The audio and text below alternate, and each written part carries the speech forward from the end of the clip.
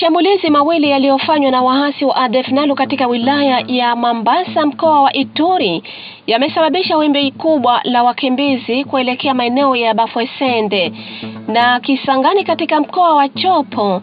Hadi Alhamisi tarehe 19 Machi mwaka 2026, asasi za kirahia za Bafwesende zimeripoti kupokea zaidi ya watu 7,000 waliokimbia kutoka Badengahido na vijiji jirani.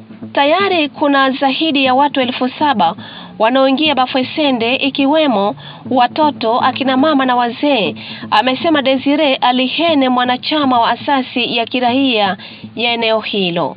Watu hao waliokuwa wakitegemea biashara, kilimo na uchimbaji madini wamekimbia vijiji vyao, hasa maeneo ya Muchacha na Babesua yaliyo umbali wa takriban kilomita 100 kutoka Bafwesende.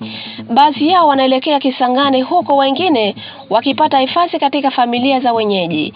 Tunaendelea kuhamasisha jamii kuwasaidia wale wasio na makazi, wanapelekwa kwa msimamizi wa wilaya ili wapatiwe makazi. Mimi binafsi ninahifadhi familia 9 nyumbani kwangu, ikiwa mwanamke aliyempoteza mtoto wake aliyechomwa ndani ya nyumba, ameongezea Liene. Hofu bado imeendelea katika eneo la Bafwesende, huku taarifa zikieleza kuwa wapiganaji wa ADF NALU walioko Lubero wamekuwa wakitoa vitisho vya kuvamia eneo hilo. Tunasikia vitisho kuwa watakuja Bafwesende, jambo linalozua hofu kubwa miongoni mwa wananchi, amesema Liene. Kwa sasa sekta 6 kati ya 7 za wilaya ya Mambasa zimeathiriwa na mashambulizi ya ADF NALU. Tarehe 17 Machi mwaka 2026, watu wasiopungua 19 waliuawa Babesua, na siku 5 kabla yake maeneo ya migodi ya Muchacha Mavuvu yalishambuliwa na kusababisha vifo vya raia kadhaa. Takriban washambuliaji 30 wanaodaiwa kuwa waasi wameuawa, 20 kukamatwa na 5 kujeruhiwa vibaya, huku silaha na risasi mbalimbali zikikamatwa na wapiganaji wa Wazalendo kwa kushirikiana na Jeshi la Taifa la Jamhuri ya Kidemokrasia ya Kongo FARDC katika eneo la Rubarati usiku wa Jumatano kuamkia Alhamisi Machi 19 mwaka 2025 majira ya saa 3 usiku. Kwa mujibu wa taarifa, washambuliaji hao walijaribu kuvamia nafasi za FARDC na Wazalendo kwa lengo la kupenya kuelekea Uvira, lakini walikumbana na upinzani mkali uliowazuia kufanikisha azma yao. Inaelezwa kuwa vikosi vya ulinzi vilitumia mbinu ya kivita ya kuvuta maadui kuingia ndani zaidi kabla ya kushambulia kwa ghafla, hali iliyosababisha hasara kubwa kwa upande wa washambuliaji. Katika operesheni hiyo, silaha mbalimbali zikiwamo mitralia za PKM, RPG-7 pamoja na bunduki aina ya AK-47 zilinaswa. Vyanzo vya ndani vinaeleza kuwa baadhi ya mihili ya washambuliaji bado ipo katika eneo la tukio, huku hali ya usalama ikiimarishwa na vikosi vya FARDC na Wazalendo kuendelea kuwa macho licha ya jaribio hilo la kuvunja ngome na kusonga mbele kuelekea Uvira. Vikosi vya ulinzi vimedai kuwa vimefanikiwa kudhibiti hali na kuzuia mashambulizi haya ya kikamilifu.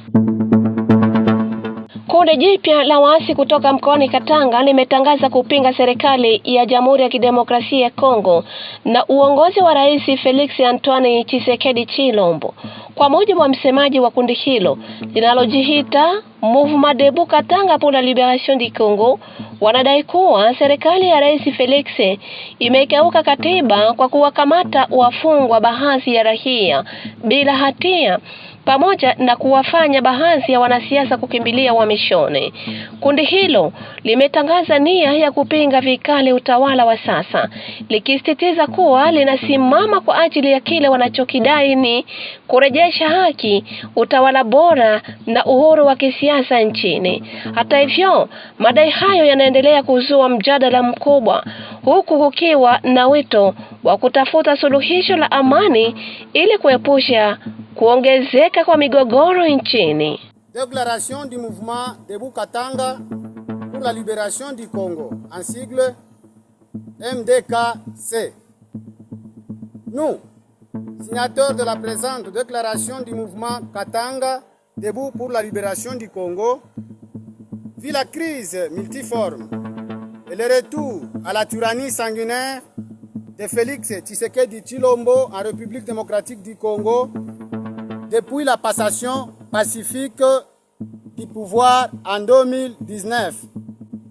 Considérant les violations intempestives de la Constitution de loi et des droits fondamentaux, des arrestations arbitraires, des emprisonnements sans cause et des assassinats ciblés des notables politiques, religieux, des officiers généraux, supérieurs, subalternes et des soldats ressortissants de l'est du pays.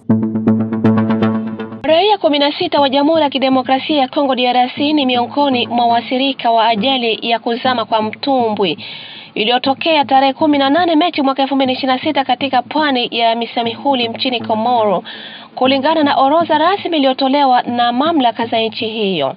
Kwa mujibu wa taarifa hiyo, jumla watu 18 wamefariki dunia, ikiwemo wa Kongo 16 na raia wawili wa Burundi. Katika taarifa nyingine, idara ya usalama ya kiraia ya Komoro imeeleza kuwa ajali hiyo ilihusisha mtumbwi uliokuwa ukibeba wahamiaji kutoka ukanda wa pwani ya Afrika Mashariki. Taarifa ya awali inaonyesha watu 12 wamefariki, 12 hawajulikane walipo, huku manusura 30 wakipatiwa matibabu katika hospitali ya Misamihuli. Operesheni za uokoaji na utafutaji zinaendelea kufanywa na vikosi vya uokoaji, huku mamlaka zikisisitiza hatari kubwa zinazohusiana na safari haramu za baharini. Kijiji cha Sebele kilichopo katika sekta ya Nganja, wilaya ya Fizi, kimekumbwa na tukio la kusikitisha usiku wa Jumatano kuamkia Alhamisi tarehe 19 Machi mwaka 2026. Wanawake wawili wa familia moja wenye umri wa miaka 59 na 63 wameuawa kinyama majira ya saa 5 na dakika 45 usiku. Kwa mujibu wa Enyambwe Asa Mkumu, kiongozi wa shirika la kiraia Sosiko DRC katika eneo hilo, wanga hawa ambao hawakutajwa majina waliuawa na watu wenye silaha ambao hawakujulikana. Mmoja aliishi katika barabara ya Mashahidi wa Yehova na mwingine katika barabara ya Fizi ndani ya kitongoji cha Babungwe Kusini. Kufuatia tukio hilo, Sosiko DRC imelaani vikali mauaji hayo, ikitaja kuwa ni ya kinyama yasiyokubalika.